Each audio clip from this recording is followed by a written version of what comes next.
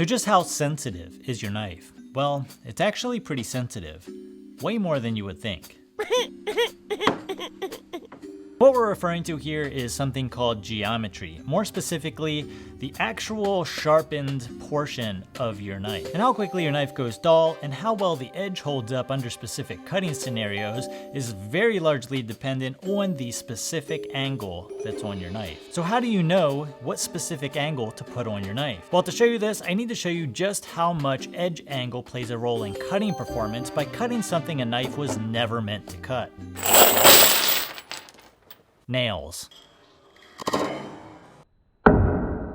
So for this demonstration, I'm going to use an A2 tool steel test blade I made several years ago at 64 HRC. Actual angle is 20 degrees. Now I'm going to sharpen this blade at 20 degrees per side on the KME fixed angle sharpening system, cut a nail, and then increase the sharpening angle by 1 degree per side until we no longer see any edge damage cutting through a nail. 20 degrees, and there's our damage. So at 20 degrees per side, we have some damage, nothing crazy, but it is notable. Let's move up to 21 degrees per side. So one thing to note, what I'm doing here to keep this as consistent as possible is I am actually pressing the knife through the nail rather than hammering it through. This gives us a nice consistent force without any twisting or unpredictable movement. So the damage at 21 degrees is ever so slightly less than it was at 20. What do you know? Let's go to 22. 22 degrees. And ever so slightly less damage at 22 degrees. Now at some point we have the straw that breaks the camel's back, or doesn't. 23 degrees. So at 23 degrees we have almost zero noticeable damage. Right there. The difference here between a damaged apex and one that's not through a nail is about 1 degree per side. May not even be able to tell. Look at that.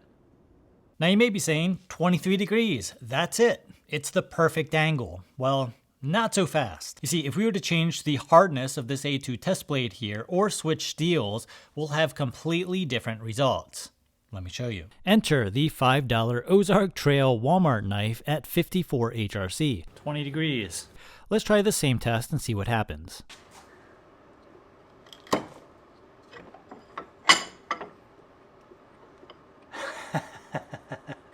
So on a failure like this, we are going to need to add a whole lot more steel up here on the grind for us to be able to cut through a nail.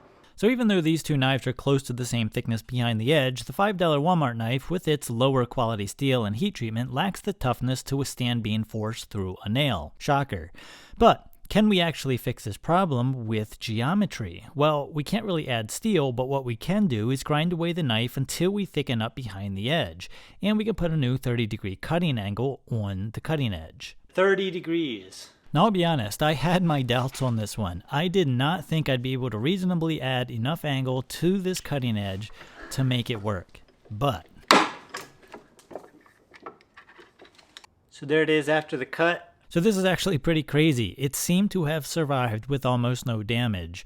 Now, we did have to thicken this up quite a ridiculous amount, and we pretty much maxed out our sharpening angle at 30 degrees per side. But this $5 Walmart knife at 54 HRC would still function as a knife after going through a nail.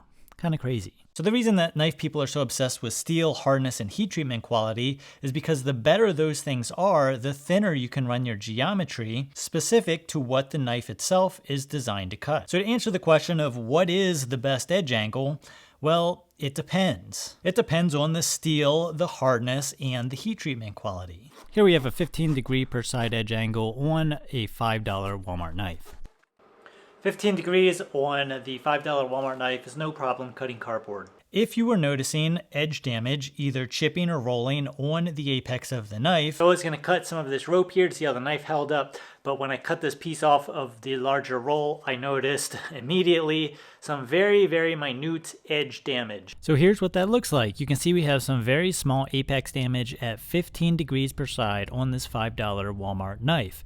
So in order to fix that, try adding just 1 degree of edge angle onto the knife. So if you're at 20 degrees, go up to 21 degrees and see if adding that geometry solves the problem. If not, continue adding a degree or adding geometry until that specific problem, either chipping or rolling, goes away. Conversely, if you want more performance out of your knife and you're not experiencing any apex damage, either chipping or rolling, try reducing the sharpening angle on the knife. So if everything is fine and dandy at 20 degrees per side, try going down to 17 degrees per side and see if any problems arise. You can continue reducing the edge angle until you start seeing problems, either chipping or rolling. This is how to fine-tune the geometry that's on your particular knife and add edge retention, since a thinner cutting edge has better edge retention. So if you do start noticing some edge damage when you're cutting something particular that maybe you cut a lot, add a degree of edge angle and then go about your day and see if that fixes the issue until the knife gets to a point where whatever it is that you're cutting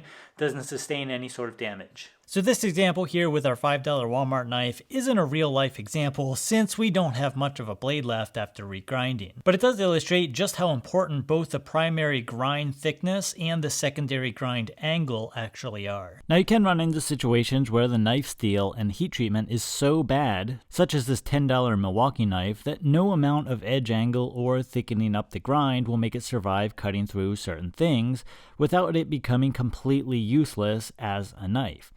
This is again the reason that steel and heat treatment is also super important, as well as geometry. I hope this video helps you realize just how important fine-tuning that edge geometry can be. Thank you for watching, and we'll see you in the next video.